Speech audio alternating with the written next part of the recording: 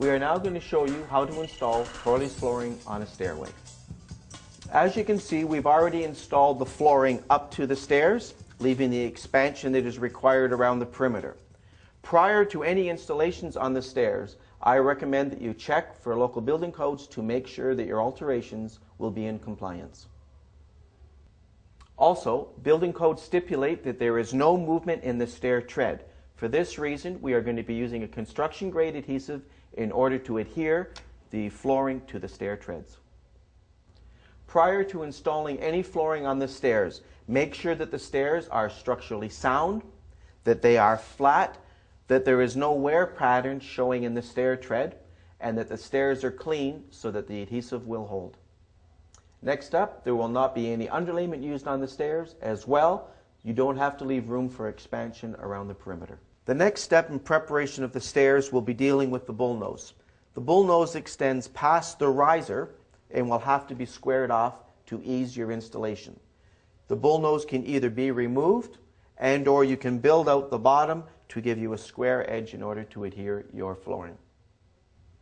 The choice that I've made is to build out the riser to be flush with the stair nose, and that way it'll give us a nice, safe stair tread.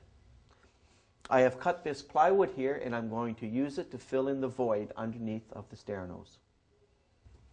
I am now going to apply the construction adhesive to the back of the plywood that I will be adhering to the riser. Now that the adhesive is on, we're simply going to fold the plywood into place, and as you can see, we now have a nice flush finish on the top of the stair. I have taken a measurement from the floor to the top of the stair tread, and with this measurement I have pre-cut this piece of flooring to form my new riser. Installation of the riser will be achieved by applying our construction grade adhesive to the back of the flooring, and this will be glued into place. After applying the adhesive, firmly press the riser into place. Our next step will be to measure for the stair tread. Remember to allow for the measurement of the stair nose while taking your measurement. I have taken my measurements, allowing for the stair nose. I have clicked a number of planks together and used my table saw and cut out our new stair tread. Next, we'll be applying adhesive to the back of the stair tread in order to firmly hold it in place. With the adhesive completely applied, I will now press our new stair tread into place. Our next step will be to install the stair nosing. I have already measured and pre-cut this stair nose to fit. Apply adhesive to the back side of the stair nosing. With the adhesive applied, we will now firmly press the stair nosing into place.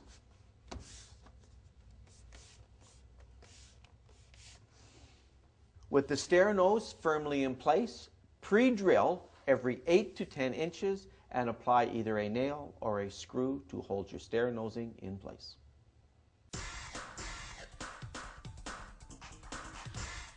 Now that we have finished the first stair, we are going to continue following the same steps until we reach the landing.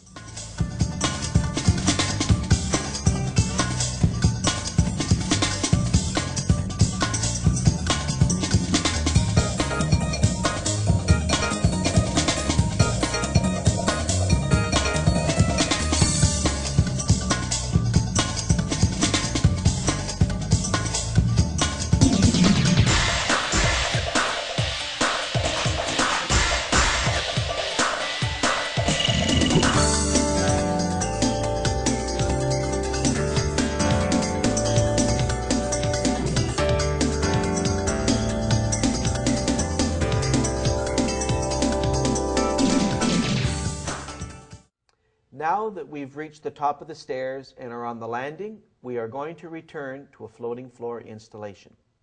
You will now have to install your underlayment. As well, there will have to be an expansion gap between your stair nosing and the floor that you are going to install. And remember, the expansion gap should be the thickness of the floor that you are installing. In order to determine your starting point, place your stair nose in place, taking into account for expansion, and mark the floor. In preparing my first plank, I have cut it to size as well as cutting off the tongue. With my plank in place on my starting line and with the expansion wedges installed, I can now continue installing my floor. I have completed the installation of our floating floor on the landing, and it is now time to install our moldings. I have cut to length our stair nosing, and now I'm going to apply the construction adhesive.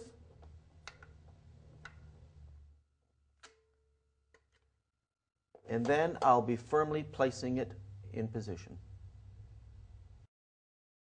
Now that our stair nose is firmly in place, it is required that you put pilot holes in and use either nails or screws every 8 or 10 inches in order to firmly hold your stair nosing in place. We have now completed our installation. As you can see, the expansion wedges will now have to be removed. The overlap poly from the edge of the underlayment can now be removed. And in order to cover up the expansion gap, we can install our quarter round. Now, when installing the quarter round, make sure you take care only to fasten it to the wall and not to fix it to your floor. And that is the end of our installation. The building code requires there is no movement in the stairs. Adhesive is thus required to glue the planks in place. Never put adhesive in the joints. The stair structure must be sound, flat, clean, and should have no wear pattern. No underlayment is required in the stairs, and there is no need for expansion gaps. Always allow space for the stair noses when performing your measurements. The stair nose should be fixed into place with nails or screws at a distance of 8 to 10 inches each. Cut the planks to fit tightly as no expansion gap is required in the stairs. At the top of the stairs, return to a floating floor. Apply the underlayment and remember to allow for the expansion gap around the perimeter of the room and between the stair nose and the floor to be installed. After your floor is installed at the top of your stairs, remove the wedges, cut the overlapping edges of underlayment, and fix your baseboard quarter round to the wall, not to the floor. Remember to check your local building code for safety.